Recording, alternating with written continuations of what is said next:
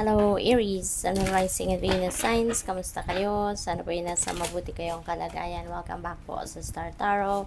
Kung bago kayo dito, welcome din kayo. Thank you for your support. I truly appreciate it. God bless you all, Aries.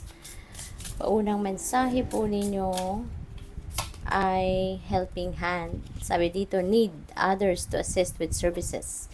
Increase productivity. No one can handle it all. Ayan. So, siguro, merong hihingi sa inyo ng tulong sa ngayon, Aries, and this is money, career, and finances, kaya pwedeng merong hihingi ng tulong, nangangailangan ng pera, nangangailangan ng trabaho, so maybe someone is going to approach you, no, around this time, during this period, at pwedeng bigyan mo sila ng opportunity, no, pwedeng tutulungan mo sila ng baka manghihiram ng pera, or baka alam mo yun, yung maglo-loan, or pwedeng mag-o-offer siya ng kanyang serbisyo, no, sa'yo, para siya na lang ang kunin mo, siya na lang ang i-hire ninyo, yung ganun, no? So, good luck.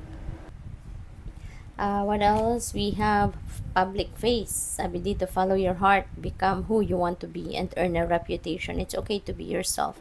Ayan, so huwag kayong mahihiya. No? Sundin ninyo kung ano yung bulo ng puso ninyo. Sundin ninyo kung whatever it is that your heart is telling you, whatever it is that your heart is asking you to do. Kasi yun ang makakapagpasaya sa iyo. Yun ang makakapagpasaya sa puso ninyo. So, huwag kayong mahihiya, no? It's okay to be yourself. Okay? Huwag kayong, kasi siguro, Aries, baka this is something na you are not proud of, no? Baka meron kayong mga gifts, may mga talents kayo na hindi ninyo masyadong gusto, or hindi kayo sanay, no? Siguro may discomfort kayo na ginagawa ninyo yung mga talento ninyo, or kung ano man ang gift na meron kayo. What else? We have vacation. Start a perfect vacation and enjoy the freedom. Take time to recharge. Okay? Kasi siguro sobrang sipag naman ninyo in the past. Marami na siguro kayong trinabaho. Sobra na kayong exhausted na siguro physically and mentally, dahil sa trabaho, dahil sa pagnenegosyo, pagpapadami ng pera, no? Kaya it's about time now for you to indulge, no, into a vacation, para naman makapag-replenish kayo ng lost energy ninyo, hindi ba? So, tignan natin kung ano pa ang mga mensahe para sa'yo sa buwan na ito. What else? We have justice. Yay. Now, you are getting what you deserve. Kung ano ang para sa'yo, kung ano ang deserve ninyo, kung ano yung nakalaan, no, para sa iyo sa ngayon, you are going to claim that at this time. So at least, diba, kung ano yung para sa iyo, yun talaga ang i-enjoy ninyo sa ngayon. And this is about karma, no? This is about karma. So whatever it is na pinut out ninyo into the universe before, in the past, yan ang babalik sa inyo sa ngayon. And sa trabaho ninyo, no, sa career ninyo, sa trabaho ninyo, you are making sure na yung ginagawa ninyo, there's always integrity. You are making sure na laging nandiyan yan yung integrity ninyo, yung fairness ninyo, and yung sense of responsibility ninyo of what you are doing, no, para sa tao. So yun, napakaganda kasi kayo, tawag dito, you are very just, kumbaga, no. Gusto ninyo na patas ang lahat, gusto ninyo na walang lamangan, walang iringan, walang umaapak, no, sa someone else's foot, yung gano'n, no. What else? We have Queen of Swords. Ayan. So, there are so many things that you need to think about sa ngayon. Maaaring sa isip ninyo sa ngayon, ang priority siguro, or ang gusto ninyong i-prioritize sa ngayon is your ambitions, no? Siguro, yun ang pagtutuunan ninyo mostly ng inyong pansin around this time. Gusto mong marating ang inyong ambisyon, maybe you're going to take that practical steps, no? Those practical steps in order for you to reach for that ambitions sa ngayon.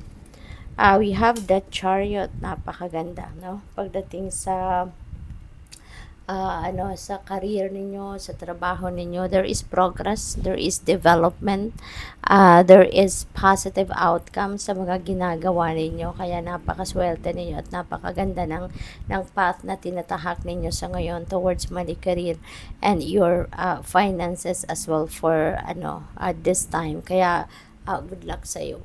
Kasi magbubunga talaga ng magandang outcome, no? Yung mga gagawin ninyo rito or yung mga ginagawa ninyo. Kasi nandito kayo sa pag-angkla talaga ninyo sa inyong determinasyon, sa inyong ambisyon, unang-una sa inyong determination, sa inyong focus, eye on the prize kayo rito kung ano yung ine-envision ninyo for yourself, you're really going to work on that.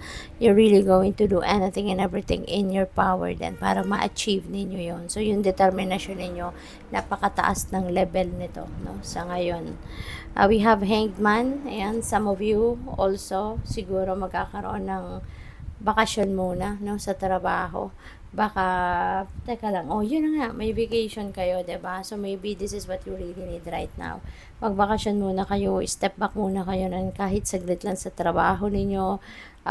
Mag-file muna kayo na vacation because maybe you need some time to relax, you need some time to rest, you need some time to makapagnilay-nilay at makapagmuni-muni kayo, no? Because siguro sobrang dami na, no, ng ginawa ninyong trabaho, masyado na kayong pagod, siguro stressed out na, kaya somehow kailangan muna ninyo na magpahinga din. Now you need to replenish, okay, your lost energy.